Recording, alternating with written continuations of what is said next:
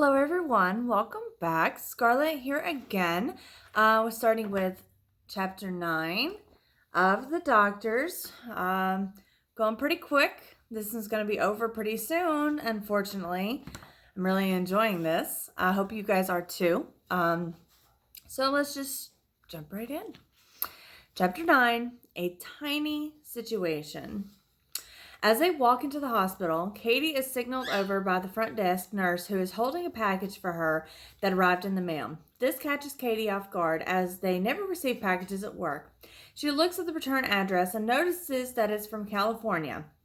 She can't recall any patient or anyone else, for that matter, who lives out west. Who's it from? A curious Sean asks.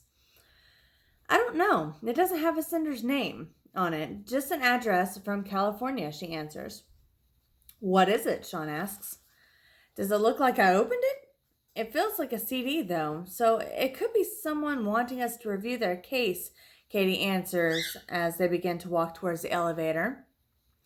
Reaching their floor, the elevator doors open and they exit.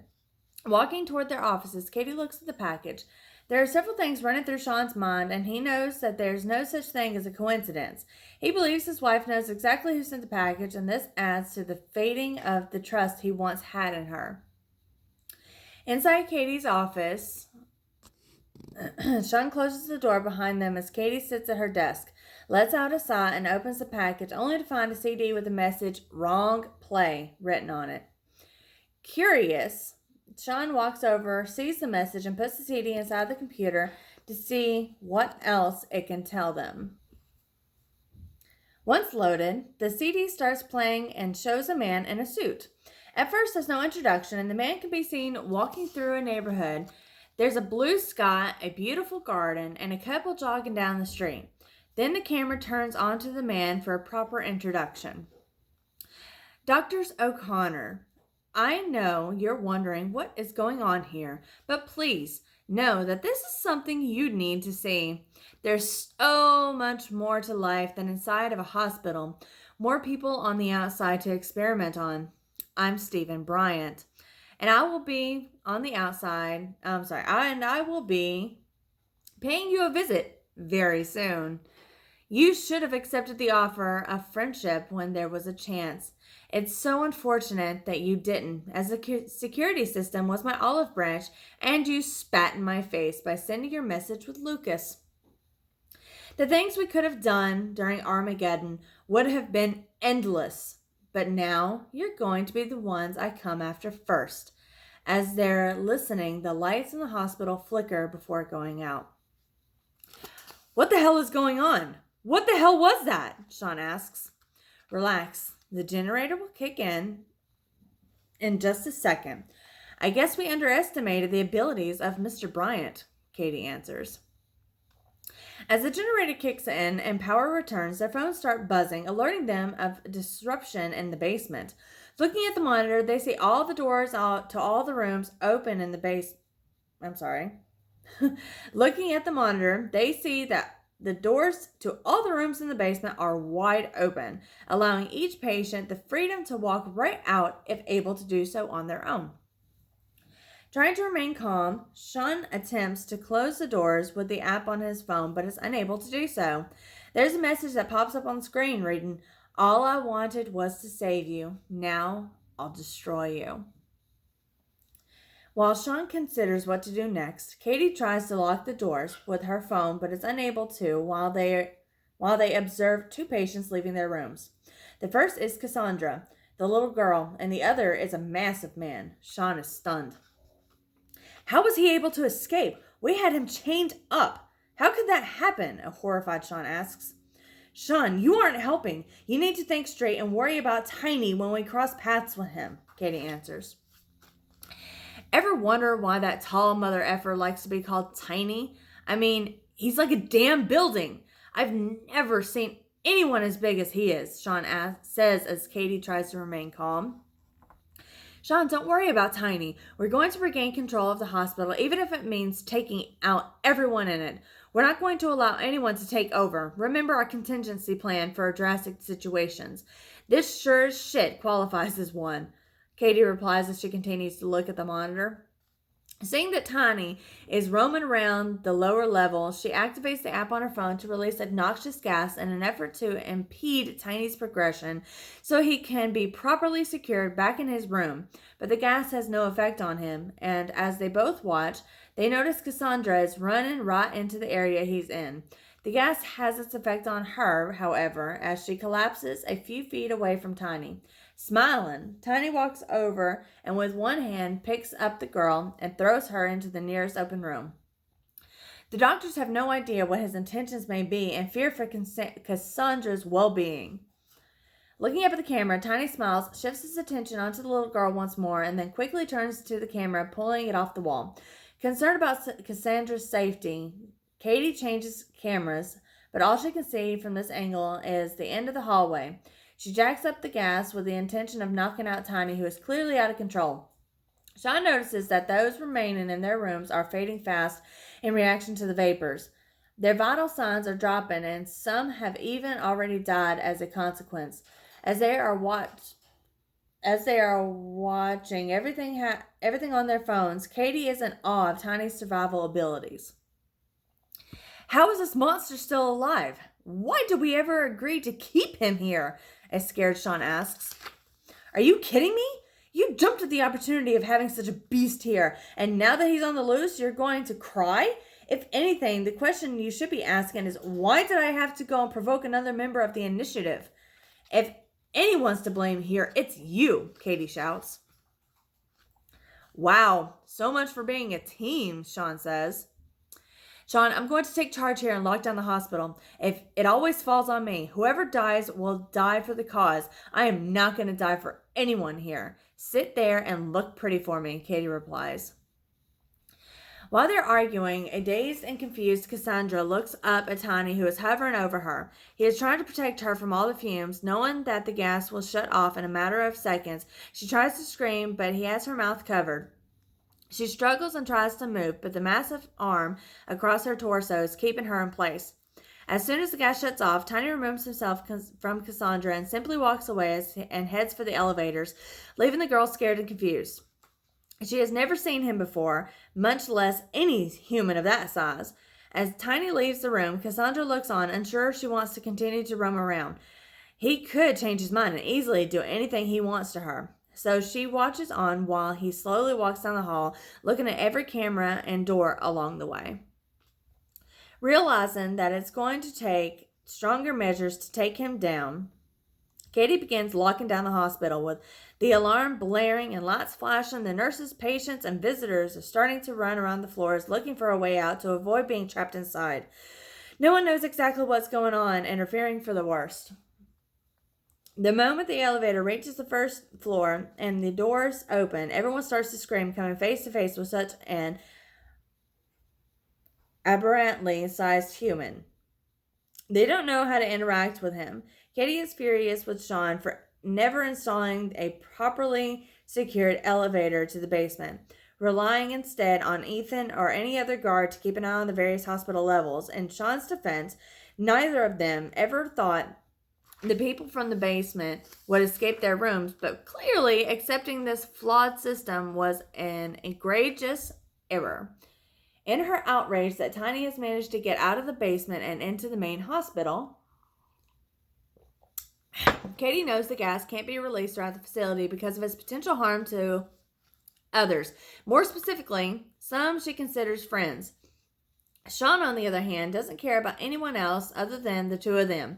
He views employees, patients, and visitors all in the same light as people beneath him, and people whom he can get away with killing, no questions asked. Honey, we need to do what's best for us and forget about the others. This is what we were meant to do from the very beginning, Sean says.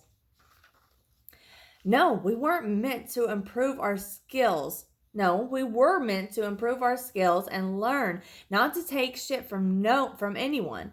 Now I can see why they never worked with couples before, Katie replies. And why is that, Sean asks. Because one will become a bee, putting them and the initiative in danger, a furious Katie responds.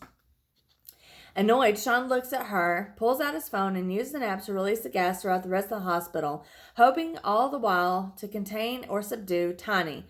This lack of concern enrages Katie, and using her phone, she tries to override Sean's command. Failing, she attempts to remove his phone from his hand while he is increasing the amount of gas being released. In the meantime, the screens display bodies dropping to the floor. They also show that Tiny, still unaffected, is trying to open the lobby door to allow the gas to escape outside, but he is unable to force the door. Switching his attention to the windows, he tries to open them but is equally unsuccessful. So he grabs a lobby chair and tosses it towards the plate glass. It just bounces back on the floor, landing on a fallen security guard. Seeing what's going on, Katie is disgusted as Sean continues to laugh. Katie wonders why Tiny isn't attacking anyone else. He has even tried to help some of the fallen staff members and visitors. Katie punches Sean in the stomach. This causes him to drop his phone to the floor, and she goes to grab it. She wants to stop the gas flow to allow them a chance to escape. Excuse me. She knows despite their immunity, it would still look bad for the hospital to have everyone inside die except for the 2 doctors in charge. Katie, don't you do this. We can get away with it all. Yeah. We can get away with it all, Sean says. You're going to ruin this for us. And can't you see the gas isn't working on Tiny? He's going to continue until he gets his hands on the one thing that's motivating him, and that's us. He wants us and won't stop until he gets here, Katie replies. Grabbing his phone, she tries to shut off the gas when Sean knocks her to the floor, landing her on her back. Unexpectedly, he brandishes a knife and takes the phone away from her. Furious that he has pulled a knife on her, Katie icily stares him straight in the eyes without saying a word. Then she hears an elevator reach their floor. Getting up quickly and rushing to the office door, Katie can hear footsteps approaching. Passing Sean, Katie quickly unlocks the door and steps aside as it swings open, catching Sean by surprise. Licking his lips, Tiny stands in the doorway, blocking Sean. He doesn't realize that Katie is next to Sean, hiding behind the door. Tiny, buddy, you look like you've doubled your size. What can I do for you? A fearful Sean asks. Not saying a word, Tiny stands there for a second before closing the door, looking back only to find no one there. Sean is left confused. Where is Katie? Slowly making his way over to Sean, Tiny just smirks. Tiny, I saw you have a gentle soul. I know, buddy. I know the truth. You're innocent. I've always known. But the state wanted us to keep you here to avoid public outcry. I've always known the chains were a bit much, but we had to put on a show for the committee when they would come down to see you. I'm sorry. I'm so sorry. And nervous Sean says as Tiny continues closing in. The smirk changes into a grin. Tiny is now towering over Sean as he looks up at the massive man. Sean is frozen in fear, and his bladder spontaneously releases. Tiny continues to stare down the frightened Sean before grabbing him by the back of the neck. Sean tries to take a few steps back and struggles to break the tight grasp of the monster.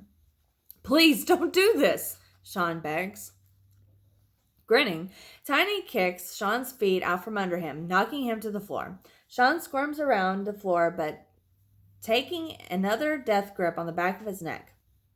Tiny drags Sean into the puddle of urine and throws him into it face first. Sean tries to lift himself off the floor, but is held in place when Tiny's left knee placed between his shoulders. Frantically, trying to get the massive man off his back, Sean tries and tries again, but to no avail. He can barely get half an inch off the ground. Then, out of nowhere, there's a loud noise that echoes through the entire office, followed by a loud thump as Tiny hits the floor. Releasing his hold, Sean quickly jumps to his feet, where he sees that Katie has a gun in her hand, and Tiny's head has a bullet hole in it. What the F? You saved me? Why? A frantic Sean asks. Because even though we disagree, you're still my husband and I love you.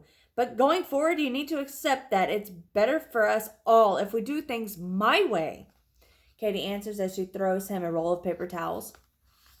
Clean yourself up. We have work to do. Remember, this should serve as a lesson. Know your place or be destroyed by your decision, she adds, and he nods in agreement.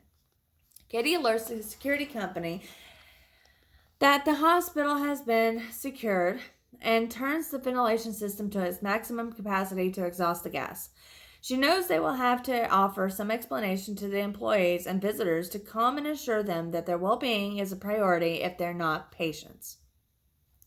Katie considers the benefit to be had if some of the other patients were to die due to Tiny's breakout. It would alleviate concern about healing and maintaining care for the injured, thus allowing them to bring in new patients. One of the appealing aspects of the initiative is that it covers the cleanup and avoids the public eye. The public is informed that there was another horrible member of society has died, and with said death, they will be able to sleep comfortably at night.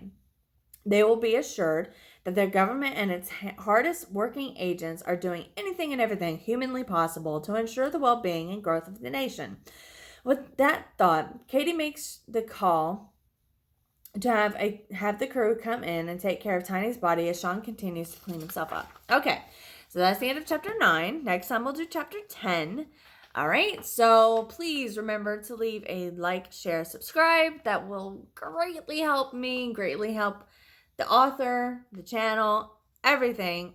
Awesome. Leave a comment.